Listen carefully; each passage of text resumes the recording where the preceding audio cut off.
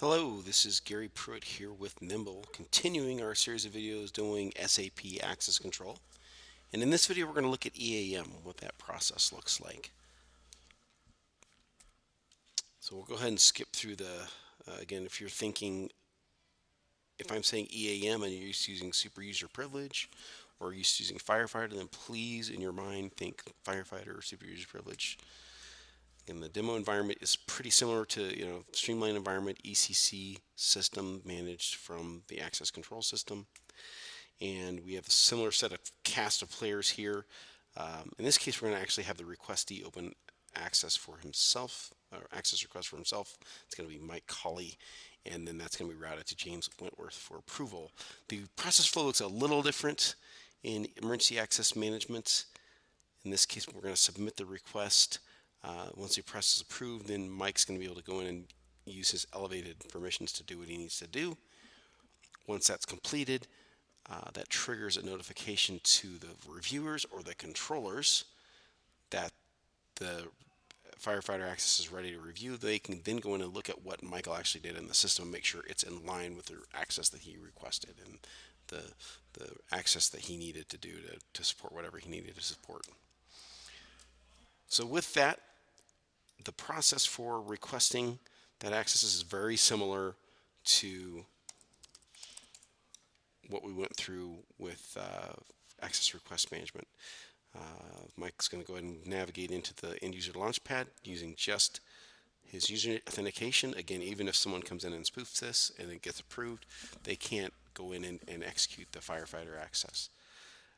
We have here that the ECC functional firefighter is the template that requests access to the firefighter role. In this case, we're doing role-based provisioning. You can do user-based provisioning, topic of another discussion. We've got this configured for role-based. So Michael's coming in. He's going to request it for himself. In this case, I've got this pre-filled out. He's going to want to go in here and change it and make sure his valid from date is current. His valid to date makes sense. We'll go ahead and give him through next Monday or Tuesday to get this done. So Michael in this case needs to roll the period because it's month end, actually the 6th of February as I'm recording this, so it's a little past month end, but we'll go ahead and just, for the benefit of the doubt, say he needs to roll the period. He might actually go and need to fix some vendors as well and run some reports, and this is needed for ticket 12345, which kind of details what he's doing this for. He can then click next, one more chance to review and change the request, but he's going to go ahead and submit this request as is.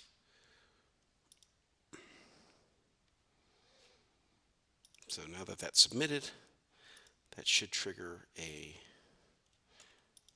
workflow, and this is going to my firefighter request approver. We also had some notifications that went to Mike in this case, and letting him know that the request is underway. Now we've got another one coming in to the approver, James Wentworth, letting him know that this request is out there ready to approve. Again, it looks very similar to an ARM request. What you don't have in your EAM workflows is a separation duties check because your EAM roles or user IDs by default have tons and tons and tons of SOD risks. We're going to mitigate that by an access review. So there are risk violations in this particular one. We're going to go ahead and just submit it because I, as a requester, know that Michael is going to be doing this. He needs to roll the period. So I'll go ahead and submit this. Action has been completed. Once that's done, I'll get, within a minute or so, a notification into Michael's inbox basically saying, hey, it's ready to go. Now, go ahead and jump over here I'm in the ECC system as myself, so I'm going to go ahead and look at Michael's access here and look to see that he does in fact have this role provision now. It starts today and ends on the 10th. Another key difference between the firefighter requests and the ARM requests is that there's an expiration date. It usually defaults to, it's a user setting, but 3 or 4 days. You typically don't grant this indefinitely. So he's got this access now. Let's go ahead and see what we can do. We're going to go ahead and roll the period. So I'm going to go ahead and keep my GUI window open. I'm going to authenticate in here as Michael.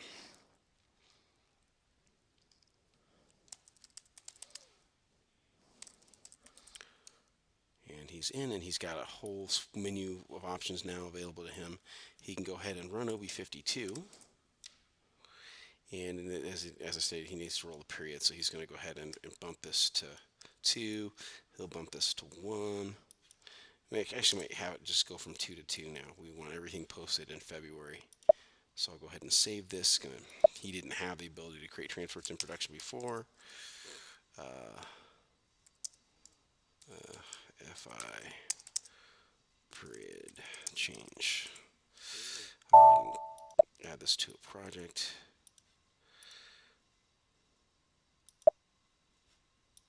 And voila, I've gone ahead and changed that. Now, he also said that he was going to go into a vendor, and he's going to go ahead and change a vendor here. This is a demo system, but I can go ahead and there are some demo vendors loaded that I can maintain here. So I've got a vendor here, vendor 1 in Atlanta. I'm going to go ahead and modify this. I said I would, but I'm going to go ahead and modify it. But in this case, I've got a bank key and a bank account. This is where this could be suspicious. He says he's going to go in and change payment terms, for example, but he really could go here and change this to his ABA number and his account number.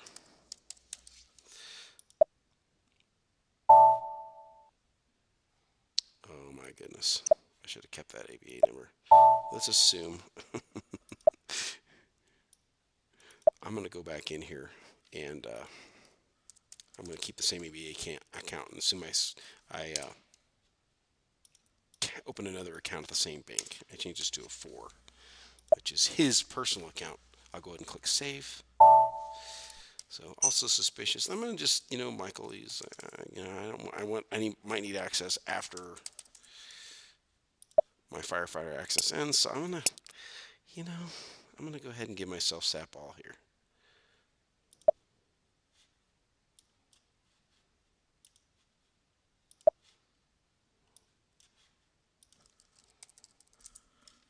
Who needs to know, right? And then I'm going to go ahead and exit out of here.